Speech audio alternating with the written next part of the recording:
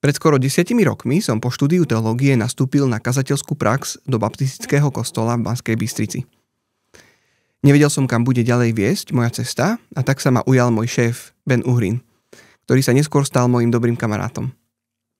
Dnes je predsedom Rady baptistickej cirkvi na Slovensku a v tento deň, keď je Sviatok práce, som ho pozval, aby hovoril o téme, ktorá mu je dlhodobo blízka. Teológia práce. Zaujíma Boha naša každodenná práca? Alebo je pre ňoho dôležitejšia tá hodinka, ktorú snáď raz za týždeň strávime v kostole? Tradične sa veľmi často v cirkvi venuje pozornosť práve tomu, že či a kto je v kostole, a pre tých, ktorí už sa to naučili a sú v tom kostole, tak sa venujeme tomu, koľko sa modliť, ako sa modliť a ako prežívať ten vzťah s Bohom. Keď sa na to pozrieme však z takého veľmi praktického hľadiska, koľko času za týždeň venujeme týmto veciam, modlitbe, meditácii, návšteve cirkvi, tak zistíme, že sú to len zlomky toho času. Ja som pred rokmi chcel využiť tento moment a tak vymyslel som si takú tému na jednu konferenciu, že budem hovoriť o teológii spánku. Však predsa tretinu života prespíme. Najviac alebo veľkú časť života trávime spánkom a je možné, že by pre túto obrovskú časť nášho života sme nemali vôbec akýsi Boží pohľad, alebo že by sme to nereflektovali z toho, čo si o tom Pán Boh myslí, a proste zaujímajú ho len tie 2/3, kedy bdieme. Nie, on nás stvoril tak, aby sme tú tretinu denne spali a niečo si o tom myslí. A niekedy je možno, že zaujímavé a dobré o tom vedieť, zvlášť ľudia, ktorí majú zrazu so spánkom problém, ktorí nedokážu spať, tak tí zistia, že to je dobrý Boží dar. No a podobne je to aj s témou, o ktorej by sme chceli dnes hovoriť, a to je, aký má Pán Boh pohľad na našu prácu, na naše zamestnanie. A za takých bežných okolností táto oblasť nášho života opäť zaberá takmer alebo približne tretinu nášho života. A je obdobie, kedy sa na prácu pripravujeme, chodíme do školy, a potom možno, že je obdobie, kedy sme si už zaslúžili oddych, sme na dôchodku a nie sme zamestnaní. Každý človek však, kým nie je odkázaný na zotrvávanie v posteli, pracuje. Aj tie domáce práce, postarať sa o seba, o domácnosť, to všetko je práca. A tak vás pozývam k tomu, aby sme spoločne chvíľu venovali takémuto premýšľaniu, aj pohľadu do Biblie, čo si Pán Boh myslí o práci. Prečo má tvoja práca v Božích očiach obrovský význam? A urobíme dobre, keď začneme čítať Bibliu hneď od začiatku a všimneme si, že už na začiatku v tom príbehu o stvorení sa práca objavuje. Veľmi skoro potom, ako bol človek stvorený, čítame už v 2. kapitole Genesis, že Hospodin Boh vzal človeka a umiestnil ho v záhrade Eden, aby ju obrábal a strážil. A to sú dve hebrejské slová, o ktorých sa všeličo už v odbornej literatúre popísalo. A jeden z autorov hovoril, že už tieto dve slová, obrábať a strážiť Eden, že vyjadrujú v sebe takú worshipful obedience, že to bol Boží zámer pre človeka, a preto obrábať a strážiť tú záhradu Eden je nielen prácou, poľnohospodárskou prácou, ale je aj uctievaním. Je vyjadrením nášho vzťahu k Bohu. Áno, stvoril nás na to, aby sme toto robili, a ak to naplňame, ak to robíme, tým ho uctievame. A je veľmi dôležité si všimnúť, že o tejto úlohe pre človeka čítame ešte predtým, než do dokonalého, krásneho, dobrého stvorenia vstupuje hriech. Už hneď v ďalšej kapitole v Genesis 3 čítame o tom, ako hriech drasticky narušil dobré stvorenie, a opäť zistíme, že sa tu objavuje práca. potom ako človek zhrešil, a čítame v 3. kapitole o prekliatiach, o treste za hriech, a kým pri žene sa to týka pôrodu a bolesti, že bude v bolesti rodiť svoje potomstvo, iste si spomeniete, ako to bolo pri mužovi. Genesis 3.17. Mužovi povedal, pretože si poslúchol hlas svojej ženy a jedol si zo stromu, z ktorého som ti zakázal jesť, nech je pre teba prekliatá pôda, s námahou sa z nej budeš živiť po všetky dni svojho života. Základ tejto kliatby za hriech sa týka práce. My si to ani nevieme predstaviť, aké to mohlo byť predtým, že ten človek sa mal starať o Eden a nebola to nejaká námaha, ale tu jasne čítame, že dôsledkom hriechu bude, že práca bude namáhavá. Že to bude frustrujúce. Že to nepôjde tak jednoducho. A tak vidíme, možno je to jeden z tých momentov, kde vidíme, že pokazenie najlepšieho je najhoršie. Je to také staré latinské príslovie. Sú bezvýznamné veci, ktoré keď sa pokazia, tak je to skoro jedno. Ale keď pokazíte niečo veľmi cenné, keď sa pokazí váš najdôležitejší vzťah, keď sa pokriví láska, keď sa niečo tak krásne, silné, ako je umenie alebo hudba, keď sa zneužije na zlé veci, tak to má tragické dôsledky. Tak je to veľmi zlé.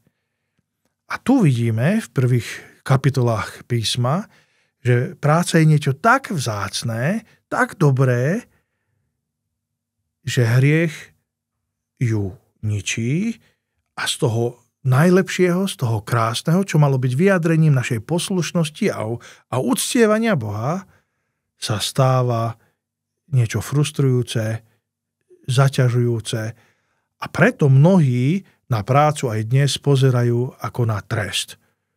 Proste robíme to z povinnosti, lebo musíme. Dôležité však je v tejto prvej časti, aby sme si všimli, že pôvodne bola práca pre človeka darom. Bolo to takým pozvaním, poverením. A aby sa človek pridal k tomu, čo Boh tvorí, ako stvoril zem a nás, človeka, teba a mňa pozýva k tomu, aby sme spolu s ním pretvárali tú zem, starali sa o ňu a aby to malo byť vo vzťahu k zemi, ako k dobrému Božiemu stvoreniu a spolu s ním. Je to vo vzťahu s ním a tým, ako to robíme, uctievame jeho. Tak toto sú veľmi dôležité momenty pri biblickom pohľade na prácu. Čiže poprvé, práca bola súčasťou dobrého stvorenia, bola tu ešte pred hriechom a po druhé sme videli, že pád do hriechu spôsobil hlbokú zmenu vo vzťahu k práci, pokazenie najlepšieho sa stáva najhorším a vďaka Bohu to, čo je takým štandardným a veľmi dobrým, dôležitým prístupom k Biblii, že vidíme stvorenie, pád a potom prichádza vykúpenie v Pánovi Ježišovi Kristovi, tak aj tu, keď premýšľame o práci, sa musíme pýtať túto tretiu otázku, alebo tretiu časť, že ako to, čo hriech zničil a pokazil, Kristus obnovuje.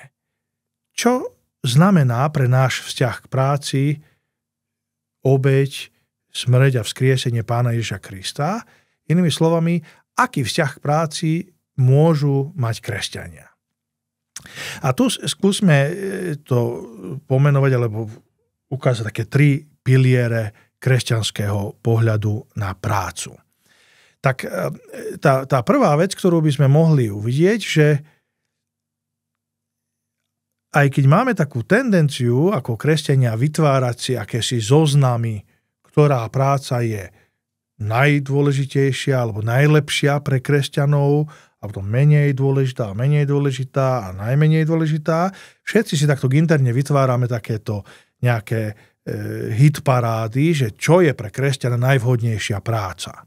A možno by ste povedali, že taká najdôslednejšia či dôstojnejšia práca pre kresťana by bola byť misionár alebo byť kazateľom, farárom, kňazom.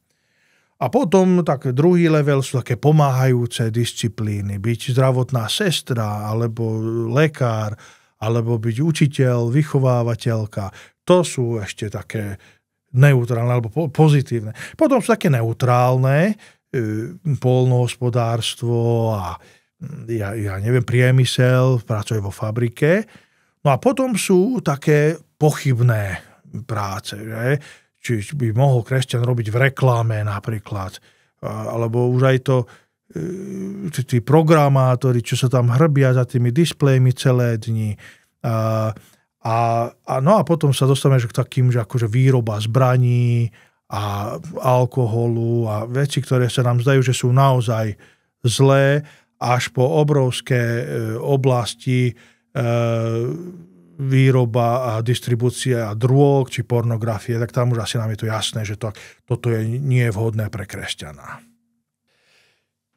Takže do tohto zoznamu našich preferencií alebo nášho pohľadu na rôzne zamestnania by sme mali načúvať jednému dôležitému novozmluvnému textu, ktorý nájdeme v liste Kolosanom. Je to pomerne známy biblický text, 3. kapitola 23. verš, alebo môžeme aj 22. a 23. sluhovia, otroci, vo všetkom poslúchajte pozemských pánov a neslúžte iba na oko, ako tí, čo sa chcú zapáčiť ľuďom, ale s úprimným srdcom v bázni pred pánom. Čokoľvek robíte, robte z tej duše ako pánovi a nie ako ľuďom.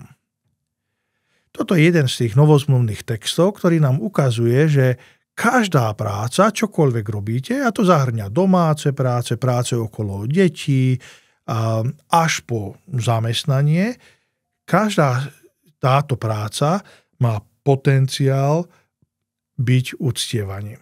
Robiť to ako pre pána, z tej duše, hej? Ako pánovi a nie ako ľuďom.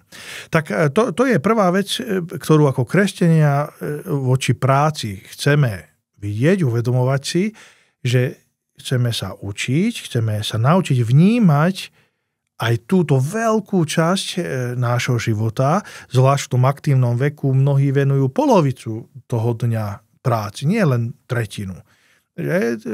Dnes nám veľmi hrozí práve ten workoholizmus, prepracovanosť, príliš veľký dôraz na prácu, keď príliš spájame svoju identitu s našim zamestnaním. Musím povedať, pred nejakým časom som čítal o tom, že aké je to veľké pokušenie spájať svoju identitu so zamestnaním, s prácou. A taká dobrá kontrolná otázka je, že čo je jedna z prvých otázok, ktorú sa opýtate nového človeka. Stretnete sa a povie vám, ako sa volá, a jedna z prvých otázok, možno, že je odkiaľ si, kde bývaš, a hneď potom nasleduje, a kde pracuješ, čomu sa venuješ. A už aj sa vynárajú také naše nejaké očakávania a to prepojenie s identitou aj s hodnotou, ak je ten človek právnik, alebo lekár, alebo učí na vysokej škole, tak to sú proste zrazu, tam cítim takú úctu a obdiv k tomu človeku. A ak povie, že je akože robotník, alebo pracuje na farme, alebo vo fabrike, no tak dobre, aspoň má robotu a je to taký pracovitý človek. No a keď povie, že je nezamestnaný, alebo má nejakú podradnú prácu, tak je veľmi ľahké cítiť akési pohrdanie, alebo hneď následuje, že toto nebude až tak dôležitý človek. Takže aj tu vidíme, aká je práca veľmi dôležitá pre ľudský život, aj pre naše sebavnímanie, to našej identity, ale aj pre naše vnímanie druhých ľudí okolo nás. A tak tento text biblický s Kolosanom 3.23 nás upozorňuje, všetko, čokoľvek robíte, robte z tej duše ako pánovi a nie ako ľuďom. A musím povedať, že je niekoľko ľudí, na ktorých rád spomínam, mám ich tvár pred očami, ktorí boli veľmi jednoduchí, pracovití ľudia, ktorí z ľudského pohľadu mali naozaj také akože nízke pracovné postavenie a od detstva boli pre mňa takými hrdinami. Veľmi si ich vážim a za to, že sú pracovití a že tej miere, aká im bola daná, prijali tú svoju úlohu, tú svoju cestu, nesťažovali sa, nefrflali, ale tam, kde boli, a teraz tým prechádzame k druhému takému pilieru kresťanského pohľadu na prácu, že nie len Boha oslavujeme, ale tým, ako pracujeme, sme svedectvom. A tu sa otvára krásna situácia, že ak ste pred chvíľou na tom rebríčku najduchovnejších zamestnaní vysoko uviedli misionára, tak tu sa otvára krásna myšlienka, provokatívna, chodiť do práce ako na misiu, akurát s tým, že vás neplatí misijná organizácia, ale platí vás váš zamestnávateľ. Tam to má aj svoje riziká, samozrejme, ak niekto chce popri alebo počas pracovnej doby si čítať Bibliu a meditovať a modliť sa a nerobí si svoju prácu, alebo obťažuje svojich spolupracovníkov, tak to sú také negatíva.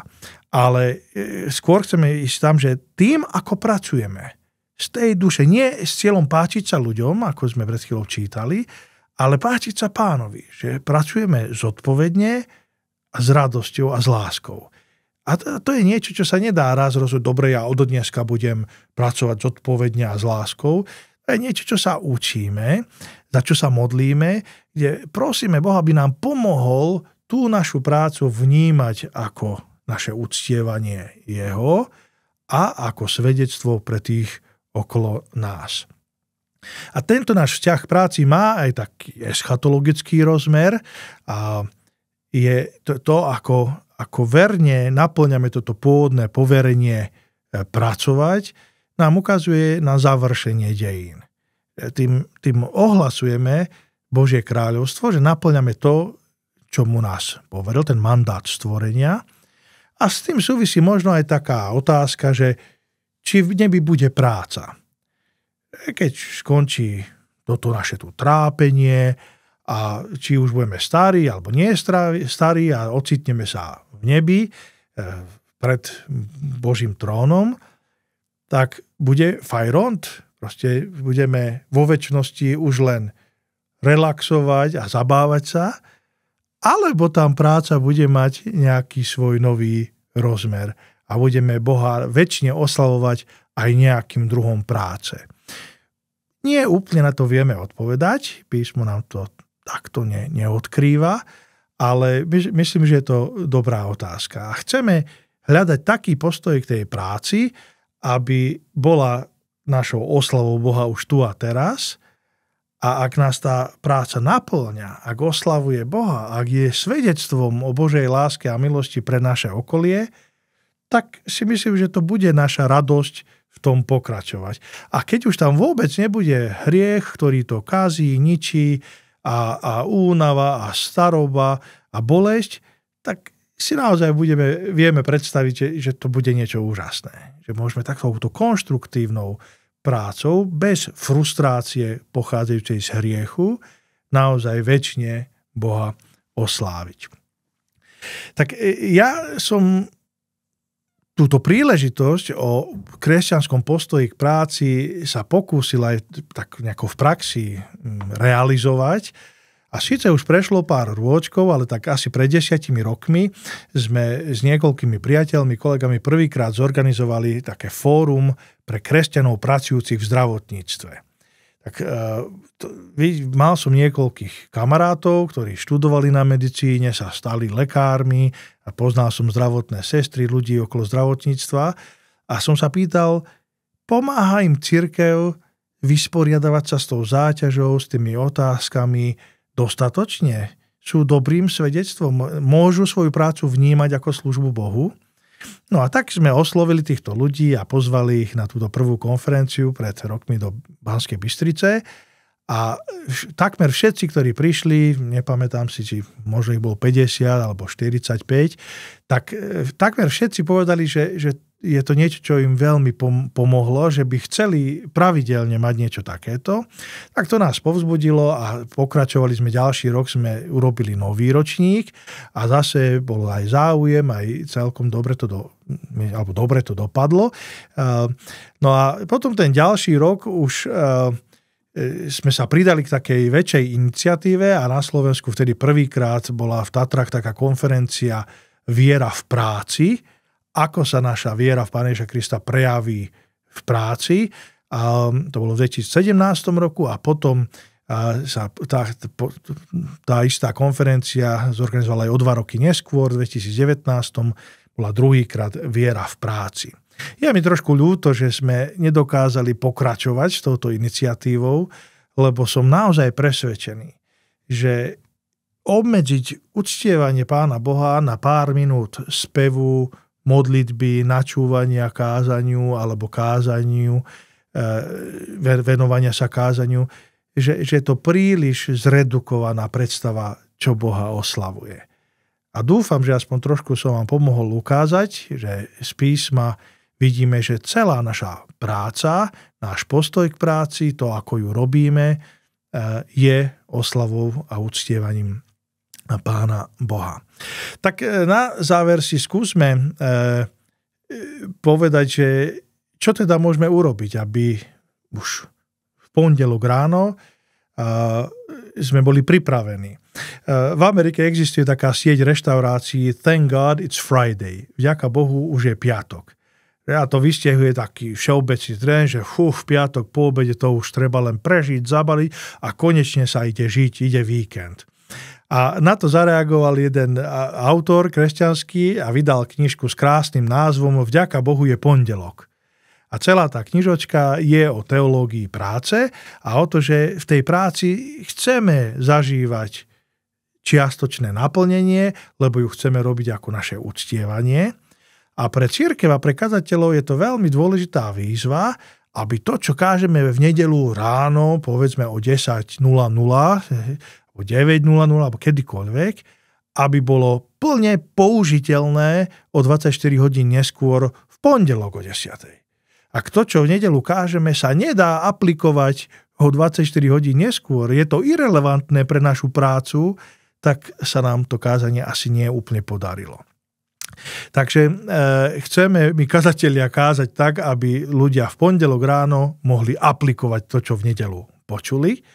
A teda tá prvá výzva bola vnímať svoju prácu ako uctievanie Boha, pracovať zodpovedne a s láskou, učiť sa vidieť tú našu prácu ako službu Bohu, spolupodielaním sa na tvorení, na stvorení a chceme byť teda vernými s prácami a tou službou, našou prácou slúžime Bohu aj ľuďom okolo nás.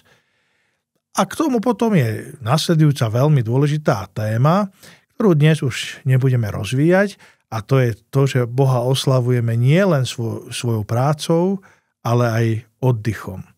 A preto Biblia má ten krásne pravidlo, ktoré prišlo dávno pred Mojžišovým zákonom, dávno pred všelijakými inými nariadeniami, a to je ten, že 6 dní Hospodin tvoril nebesia a zem a 7. deň odpočinul.